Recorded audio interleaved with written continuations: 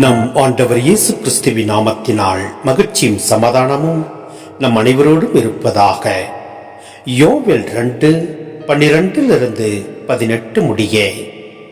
இப்பொழுதாவது உண்ணா நோன்பிருந்து அழுது புலம்பிக் கொண்டு உங்கள் முழு இதயத்தோடு என்னிடம் திரும்பி வாருங்கள் என்கிறார் ஆண்டவர். நீங்கள் உங்கள் உடைகளை கிழித்துக் கொள்ள வேண்டாம். இதயத்தை கிழித்துக் கொண்டு உங்கள் கடவுளாகிய ஆண்டவரிடம் திரும்பி வாருங்கள். அவர் அருள் நிறைந்தவர், இரக்கமிக்கவர், நீடிய பொறுமையுள்ளவர், பேரன்பு மிக்கவர், செய்ய கருதிய தீங்கை குறித்து மனம் மாறுகின்றவர். ஒருவேளை அவர் தம் மனதை மாற்றிக்கொண்டு உங்கள் கடவுளாகிய ஆண்டவருக்கு தானிய படையலையும் நீர்ம படையலையும் நீங்கள் அளிக்குமாறு உங்களுக்கு ஆசி வழங்குவார். இதை யார் அறிவார்? சீயோனில் எக்காலம் மோதி எச்சரியுங்கள். புனிதமான உண்ணா நோன்புக்கென நாள் குறியுங்கள். வழிபாட்டு பேரணியை திரட்டுங்கள். மக்களை திரண்டு வர செய்யுங்கள். புனித கூட்டத்திற்கு ஏற்பாடு செய்யுங்கள். முதியோரை கூடி வர செய்யுங்கள். பிள்ளைகளையும் பால் குடிக்கும் குழந்தைகளையும் ஒரு சேர கூட்டுங்கள். மணமகன் தன் அறையை விட்டு வெளியேறட்டும்.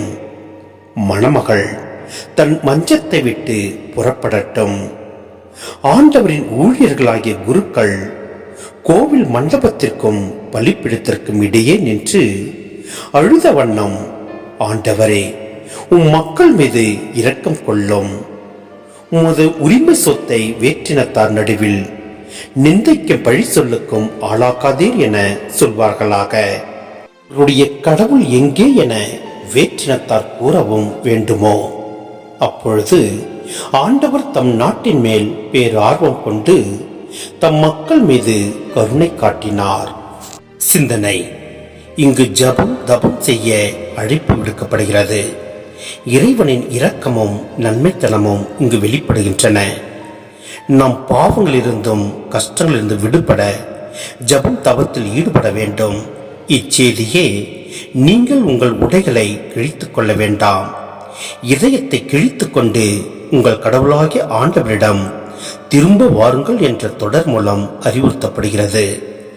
மன வருத்தத்தின் வெளி அடையாளம் வலியுறுத்தப்படவில்லை. உள்ளார்ந்த மனம் திரும்புதல் அழுத்தம் பெறுகின்றது. மேலும் வளமான வாழ்வு வழங்கப்படும் பொழுது பலிகளும் காணிக்கைகளும் மறுபடியும் ஒப்புக் கொடுக்கப்படும். ஜபம் தபம் வழிபாட்டை குருக்கள் முன்னின்று நடத்துவர். அவர்களை கோவில் மண்டபத்திற்கும் பீடத்திற்கும் நடுவே நின்று கொண்டு ஆலயத்தில் குடியிருக்கும் ஆண்டவரிடம் வேண்டுதல்களையும் விண்ணப்பங்களையும் செலுத்துவர். மற்றும் வெளிப்படை மாற்றத்தை வெளியிடும் தவம் இங்கு குறிப்பிடப்படவில்லை. உள்ளார்ந்த மனம் திரும்புதலையே தவம் குறிப்பிடுகின்றது.